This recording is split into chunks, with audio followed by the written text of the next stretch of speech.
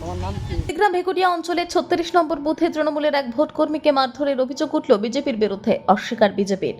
Vote শেষ হয়ে যাওয়ার পর নন্দীগ্রামে অশান্তি। নন্দীগ্রাম বিধানসভায় ভেকুটিয়া ৩৬ নম্বর বুথের সামনে একটি দোকানে তৃণমূল কর্মী ঝন্টু মাইতি বসেছিলেন। হঠাৎই বিজেপি ৩ জন কর্মী সমর্থক অতর্কিতে এসে প্রচণ্ড মারধর করে ঝন্টু মাইতিকে।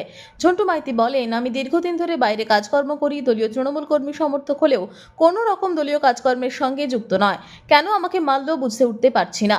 বলে টেঙ্গুয়ায় গাড়ি থেকে নামছে, বলে বাবা তুমি বাইকটা নিয়ে এসে আমি যাব, তোমার নাতি আছে সঙ্গে নিয়ে যাব। আমি বলছি যে কচি রে, আমি তো এখন ঝুট ঝামেলা হচ্ছে, কোথাও যাই না, তুই গুয়া দাদু দোকান অব্দি আয়, আমি ওখান থেকে তোকে নিয়ে যাব।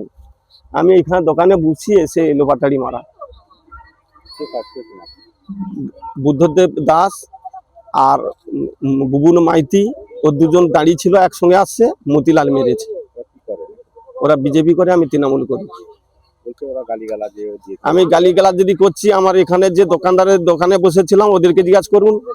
আর আমি উড়িষ্যায় কাজ করি, আমি এই কদিন আগে বাড়িতে এসেছি, এনআরসি হয়েছে যেহেতু ভোট দিতে হবে, যার জন্য আমি আসছি। আমি 1-1.5 বছর বাইরে কাজ করি, কোনো মিটিং মিছিল, কোনো ফ্ল্যাগ বাঁধা বুথে কারো কাছে আমাকে কেউ বলুন যে আমি কোনো মিটিং মিছিলে ছিলাম কি ফ্ল্যাগ বানিয়েছিলাম। আমার নাম ঝন্টু মাইতি, 36 নম্বর বুথে। ঠিকানা উত্তর দিনাজপুর। উড়িষ্যাতে কাজ করি, ভোট দিতে এসেছি বাড়ি।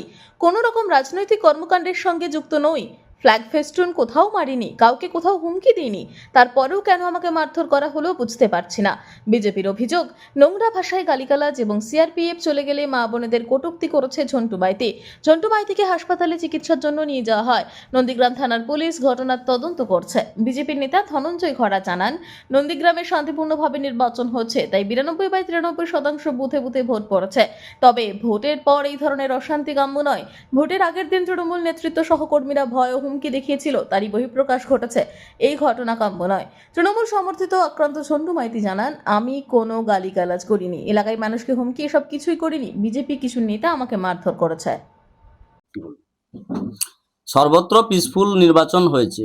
92%, 94% ভোট দিয়েছে, মানুষ স্বতঃস্ফূর্তভাবে ভোট দিয়েছে। ভোটের পরে এই বিক্ষিপ্ত ঘটনা ঘটা উচিত নয়। এবার এটা কি কারণে ঘটেছে সেটা জানার দরকার আছে।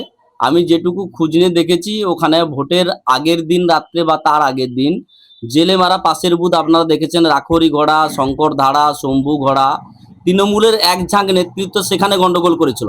তার পাশের বুথ মৌজবৃন্দাবনপুর, ওখানে বাবলু মাইতি সহ তারাও সেম, রাতের অন্ধকারে মায়েদেরকে তৃণমূলে ভোট দিতে হবে, নাহলে সাদা দান পড়াবো, বাড়ি ঘরদর জ্বালিয়ে দেবো, ধর্ষণ করবো, এরকম কিছু কিছু বাড়িতে তারা হুমকি এবং ধমকাই দিয়েছিল। কিন্তু মানুষ তা উপেক্ষা করে ওখানেও ভোট দিয়েছে।